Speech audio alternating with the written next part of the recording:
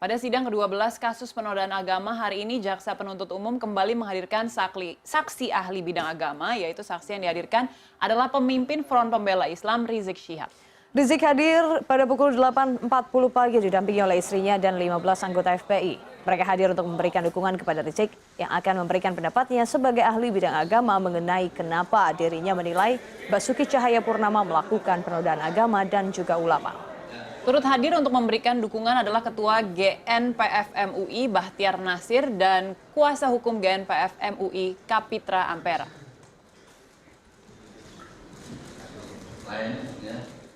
Selain Rizik Syihab, Jaksa Penuntut Umum turut mengundang Abdul Khair Ramadan sebagai saksi ahli hukum pidana. Ya, dan Abdul merupakan anggota Komisi Hukum dan Perundang-undangan Majelis Ulama Indonesia. Abdul Khair Ramadan hadir di auditorium Kementerian Pertanian pada pukul 8.20 pagi. Ini adalah panggilan ketiga bagi Abdul. Sebelumnya Abdul diundang hadir pada sidang ke-10 dan ke-11, namun berhalangan hadir karena berada di luar kota dan sakit. Abdul akan memberikan pandangan terkait dugaan pelanggaran Undang-Undang KUHP Pasal 156 alternatif Pasal 156A. Sementara itu, kuasa hukum Ahok menyatakan saksi ahli yang dihadirkan tidak memiliki konflik of interest. Al-Quran itu sumber kebenaran.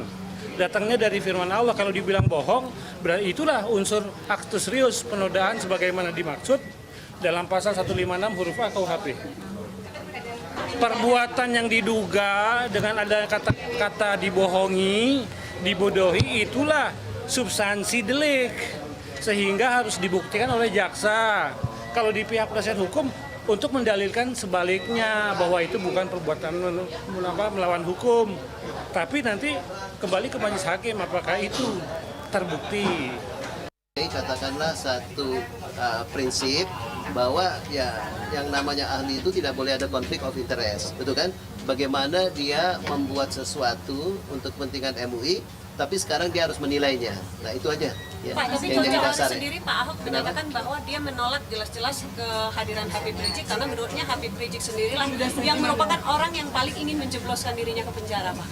Jadi begini ya, segala sesuatu itu diputuskan oleh tim, ya.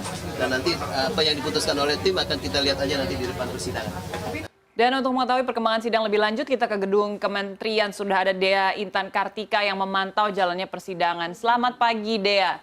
Dea, bagaimana bisa Anda ceritakan kepada kita sampai dengan saat ini perjalanan persidangan ini seperti apa? Selamat pagi Cheryl dan Hanum. Hingga saat ini sidang ke-12 kasus dugaan penodaan agama dengan terdakwa Gubernur DKI Jakarta Basuki Cahayapurnama masih terus berlangsung, dan untuk sidang ke-12 ini beragendakan mendengarkan pendapat dari ahli-ahli yang disodorkan atau yang diajukan oleh Jaksa Penuntut Umum. Dan ahli pertama yang didengarkan pendapatnya adalah Rizik Syihab.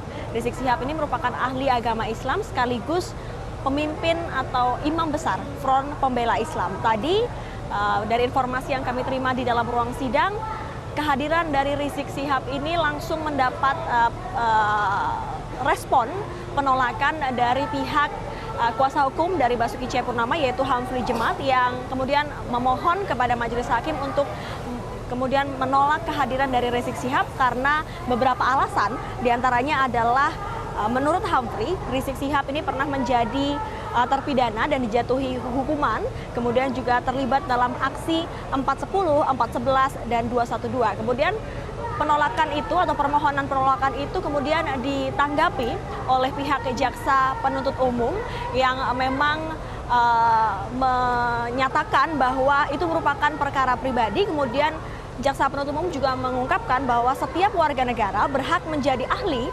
meskipun pernah menjadi terpidana. Melihat dari permohonan kuasa hukum Basuki Cahayapurnama itu, Majelis Hakim Pengadilan Negeri Jakarta Utara kemudian memutuskan untuk menolak permohonan dari kuasa hukum Basuki Cahayapurnama dan kemudian melanjutkan sidang dengan mendengarkan pendapat dari Rizik Syihab. Sejauh ini ada 6 poin yang sudah disampaikan Rizik Syihab di depan persidangan.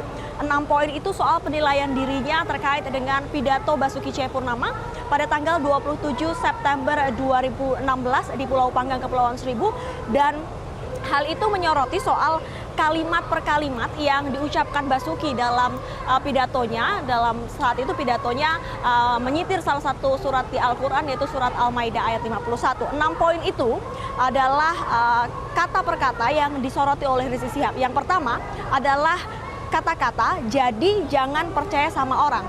Menurut Rizik Syihab, kata-kata jadi jangan percaya sama orang itu yang disampaikan oleh Basuki Cahayapurnama berarti mengajak kepada siapapun untuk tidak percaya dengan orang yang menggunakan surat Al-Maidah ayat 51. Kemudian yang kedua adalah kata-kata enggak pilih saya. Enggak pilih saya menurut Rizik Syihab. Ini merupakan kata-kata yang jelas dalam konteks pilkada. Kemudian yang ketiga adalah kata-kata dibohongi oleh Al-Maidah ayat 51. Menurut Rizik, siapa yang dibohongi maksudnya tentunya umat Islam yang hadir. Kemudian surat Al-Maidah dijadikan sumber kebohongan dan inilah mengapa kemudian Rizik Syihab menganggap bahwa Basuki Cahayapurnama telah menistakan agama karena orang yang menggunakan Al-Maidah ayat 51 mencakup semua orang termasuk Nabi. Kemudian yang keempat adalah kata-kata macam-macam itu mereka bisa berkonotasi terhadap pelecehan terhadap orang yang menyampaikan surat Al-Maidah ayat 51 dalam hal ini adalah ulama. Kemudian yang kelima adalah kata-kata karena saya masuk neraka. Konteks ini menurut Rizik tegas soal urusan pilkada. Urusan umat muslim tidak memilih pemimpin non-muslim adalah masalah keyakinan yang harus dihormati. Dan yang terakhir, yang keenam, adalah kata-kata dibodohi. Hal ini menurut Rizik Syihab merupakan kata-kata pamungkas yang kemudian membuat dirinya menilai bahwa Basuki Cahayapurnama kemudian melakukan penodaan terhadap Al-Quran dan juga menghina ulama dalam hal ini. Seperti itu Sheryl dan Hanum. Kita masih menantikan bagaimana kemudian statement-statement atau pendapat-pendapat dari Rizik Syihab, karena Rizik Syihab hingga saat ini masih didengarkan pendapatnya oleh Majelis Hakim Pengadilan Negeri Jakarta Utara.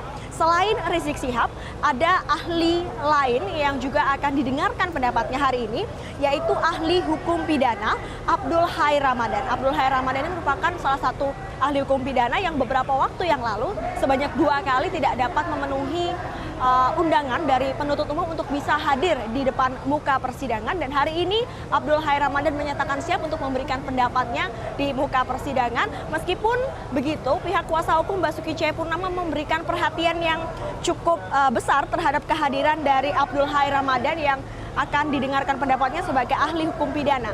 Karena Abdul Hai Ramadan ini merupakan salah satu anggota dari tim khusus bentukan Majelis Ulama Indonesia yang kemudian mengeluarkan pendapat keagamaan soal pidato Basuki Cahayapurnama. Dan hal itulah yang kemudian membuat kuasa hukum Basuki Cahayapurnama mungkin saja akan melakukan penolakan terhadap kehadiran dari Abdul Hai Ramadan karena dinilai tidak independen dalam memberikan pendapat terkait dengan kasus dugaan penodaan agama. Seperti itu, Sheryl. Kita masih menantikan bagaimana kemudian kelanjutan dari sidang ini. Sheryl, Hanum.